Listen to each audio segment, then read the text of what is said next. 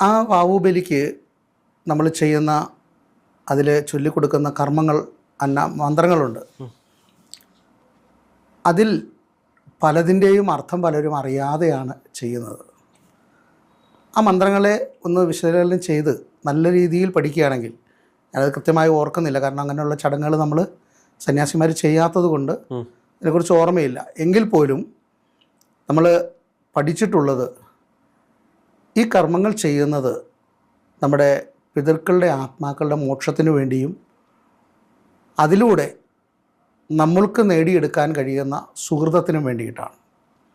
അടുത്ത തലമുറയ്ക്ക് നമ്മൾ മാതൃക കാണിച്ചു കൊടുക്കാൻ അത് ഉപയോഗപ്പെടുത്തുന്നു എന്നുള്ളതാണ് ഏറ്റവും വലിയ ഒരു അനുഗ്രഹം.